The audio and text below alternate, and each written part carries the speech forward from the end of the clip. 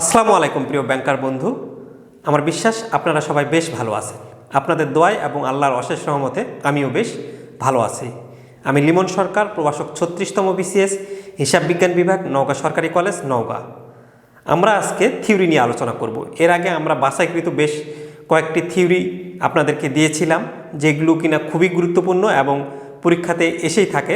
তো সেই রকম মোস্ট কিছু ইম্পর্ট্যান্ট থিওরি নিয়ে আমরা আলোচনা করব।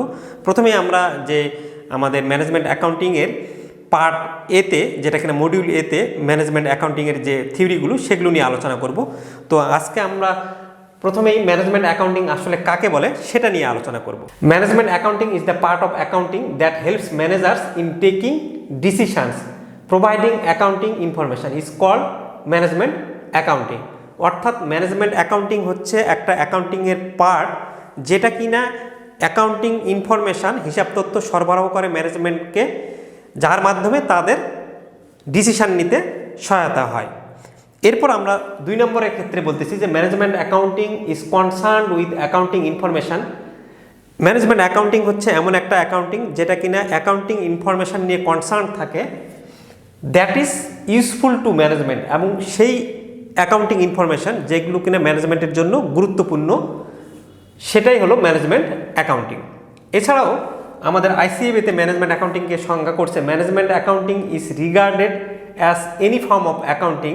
ম্যানেজমেন্ট অ্যাকাউন্টিংকে মনে করা হয় যে কোনো ফর্মের accounting which enables a business organisation to be conducted more efficiently, যেটা কিনা বিজনেস অর্গানাইজেশনকে স্বচ্ছভাবে পরিচালনা করতে সহায়তা করে।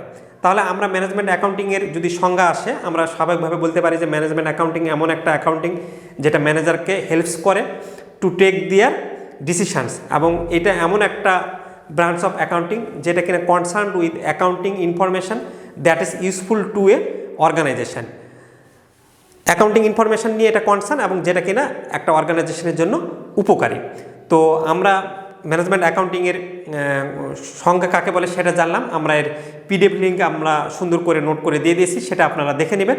এরপর চলুন আমরা ম্যানেজমেন্ট অ্যাকাউন্টিং এবং ফিনান্সিয়াল অ্যাকাউন্টিংয়ের মধ্যে যে ডিফারেন্স, সেটা আমাদের প্রায় প্রশ্নে আসে, সেটা আসলে মূলত কি সেটা একটু দেখে নিই। প্রিয় ব্যাংকার বন্ধু, আমরা এখন ডিফারেন্স বিটুইন ফিনান্সিয়াল অ্যাকাউন্টিং এবং ম্যানেজমেন্ট অ্যাকাউন্টিংয়ের মধ্যে পার্থক্য কী সেটা নিয়ে আলোচনা করব। আমরা মূলত এই ফিনান্সিয়াল অ্যাকাউন্টিং এবং ম্যানেজমেন্ট অ্যাকাউন্টিংয়ের পার্থক্য যদি দেখি, আমরা 2017, 2018 এবং 2020 সালে এসেছে। এই প্রশ্নটা খুবই গুরুত্বপূর্ণ, প্রতি বছর এসে থাকে। তো এই প্রশ্নর উত্তরটা কিভাবে লিখবেন সেটা নিয়ে আমরা আলোচনা করব, এবং প্রশ্নের PDF লিঙ্কটা আমরা নিচে দিয়ে দিব, সেখান থেকে আপনারা সুন্দর করে প্রিন্ট করে মুখস্থ করে ফেলবেন। তো চলুন আমরা প্রথমেই ফিনান্সিয়াল অ্যাকাউন্টিং একদিকে রেখেছি এবং একদিকে ম্যানেজমেন্ট অ্যাকাউন্টিং রাখছি। তো এখানে আমরা দেখতে পাচ্ছি যে ফিনান্সিয়াল অ্যাকাউন্টিং ইনফরমেশনটা প্রোভাইড করে এক্সটার্নাল ইউজারদের, ওনার্স, লেন্ডার্স, ট্যাক্স অথরিটিস এবং ইনভেস্টর্স এটসেট্রা। অর্থাৎ বোঝাচ্ছে যে ফিনান্সিয়াল অ্যাকাউন্টিং যে ইনফরমেশনটা সরবরাহ করে, আমরা জানি যে আমাদের 2 ধরনের ইউজার আছে, একটা হলো এক্সটার্নাল ইউজার আর একটা হলো ইন্টারনাল ইউজার। তাহলে এক্সটার্নাল হলো বাইরের, তো যারা বাইরের ব্যবহারকারী তাদেরকে ইনফরমেশনটা সরবরাহ করে ফিনান্সিয়াল অ্যাকাউন্টিং। বাইরের ব্যবহারকারী যে বলতে যেমন বোঝাচ্ছে ট্যাক্স অথরিটিস, ইনভেস্টর্স, লেন্ডার্স, ওনার্স।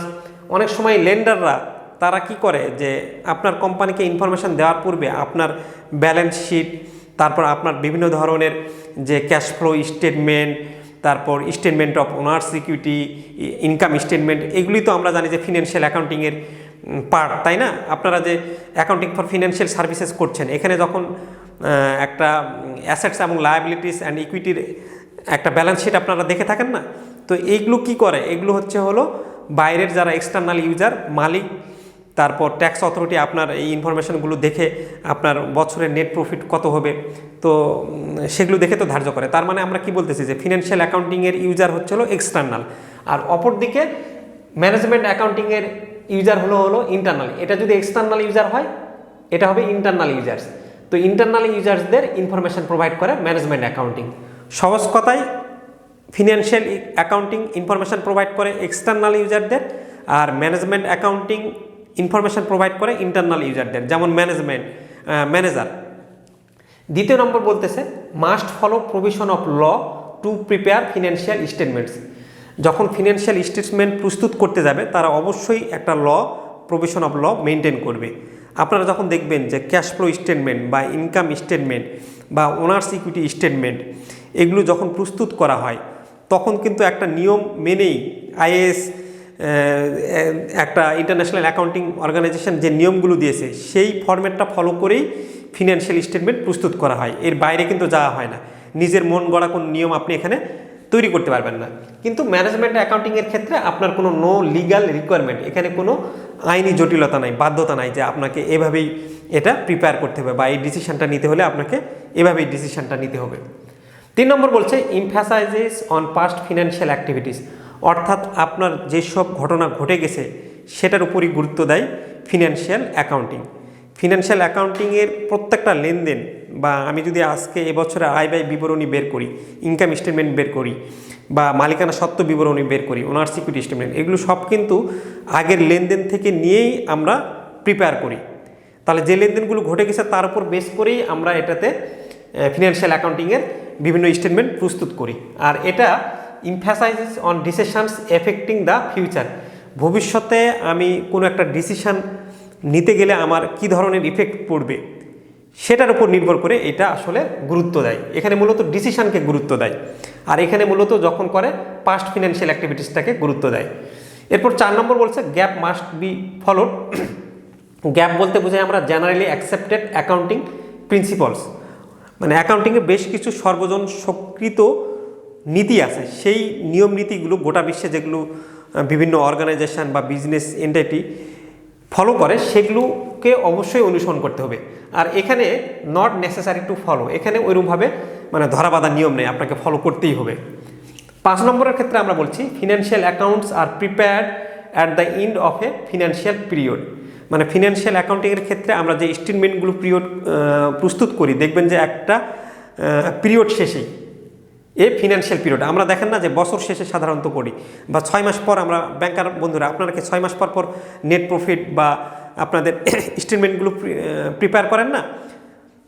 তো এটাই বলছে যে একটা টাইম পিরিয়ডের পর স্টেটমেন্টগুলো প্রিপেয়ার করা হয়, সেটা 1 মাস হতে পারে, 3 মাস হতে পারে, অথবা 1 বছর শেষে হতে পারে। আর এখানে প্রিপেয়ার্ড অ্যাট এনি টাইম, কিন্তু ম্যানেজমেন্ট অ্যাকাউন্টিংয়ের ক্ষেত্রে আমরা যে কোনো সময় সেটা প্রস্তুত করতে পারি।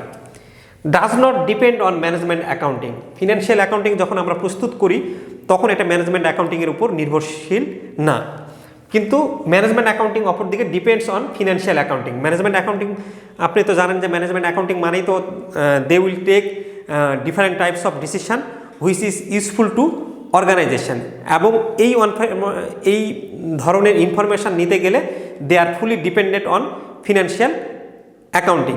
ফিনান্সিয়াল অ্যাকাউন্টিংয়ের বিভিন্ন নেট প্রফিট কীরকম হচ্ছে, তারপর অ্যাসেটস কীরকম আছে, লায়াবিলিটিস কীরকম আছে, এরকম বিভিন্ন ধরনের ইনফরমেশানগুলো তারা দেখে ভবিষ্যতে ডিসিশানগুলো নেয়।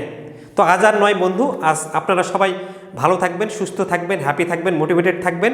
আর এ ধরনের গুরুত্বপূর্ণ থিওরির ভিডিওগুলো যদি পেতে চান তাহলে আমাদের চ্যানেলকে সাবস্ক্রাইব করবেন, লাইক করবেন, কমেন্ট করবেন, শেয়ার করবেন। ধন্যবাদ জানিয়ে সকলকে আজকের ভিডিও এখানে শেষ করছি। খোদা হাফেজ।